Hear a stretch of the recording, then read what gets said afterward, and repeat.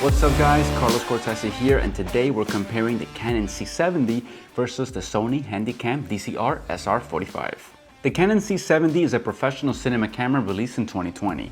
Comes at $8,000 with a speed booster and lens, and is my main tool at work, while the Sony Handycam is an entry-level camcorder selling used on eBay under $65 and was released in 2005. I know it's a ridiculous comparison, but here's why we're doing it. The Sony Handycam was my first camera when I was 14 years old. We made tons of videos and it was a big deal for us then. Now, I'm 27, and since I pursued videography as a career, I thought it'd be an awesome idea to compare my first kid camera with my current professional rig more than a decade later. We will compare the cameras in multiple dimensions and see how they stack up. Let's get to it. The specs. First, the C70. It has a super 35mm DGO CMOS sensor, shoots up to 4K at 120 frames per second. Max recording quality is at 4K DCI at 30 frames per second with 410 megabits per second. It has an RF mount for different lenses, can record to 2 SD cards, and records in H.264, H.265, and X-AVC. Now, the Handycam DCR-SR45. It features a 1/8 inch advanced HAD CCD sensor, shoots up to 480p VGA at 30 frames per second with a 4:3 aspect ratio.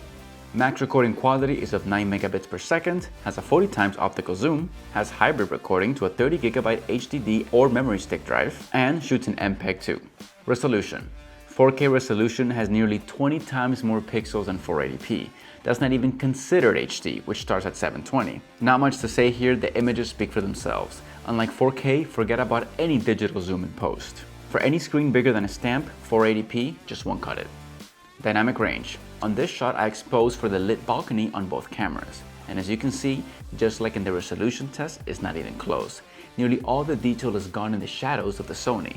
And when we even try to attempt to bring them back in post, you get an insane amount of noise. Compare that to the C70's 15-stop dynamic range at C-Log 2, especially when you take out the shadows and bring back all that glorious 10-bit detail.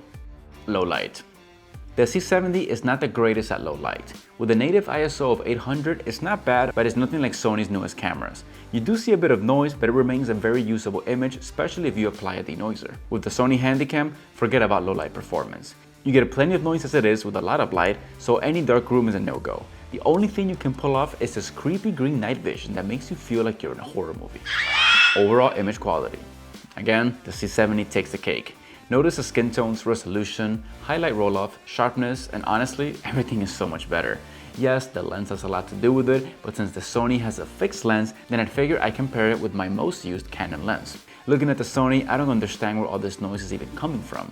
It's not like I even have option to change the ISO, so I'm not sure how I would even fix that. User interface. Speaking of the manual settings, the Sony Handycam has a very primitive system. You can change your focus by clicking these up and down arrows. Okay, I guess that's how you do it. You can adjust your exposure. I guess that's like ISO, but I don't get a numerical value.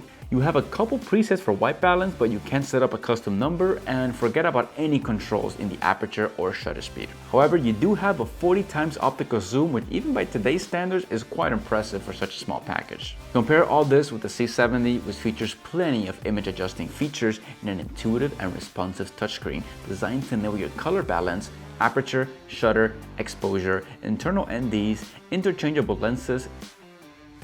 That's it guys, not much surprise there. The C70 obliterated the Sony, but honestly it was like comparing a Lambo with a golf cart. But nonetheless, it was a fun video to make and for us creators to appreciate how far camera technology has come.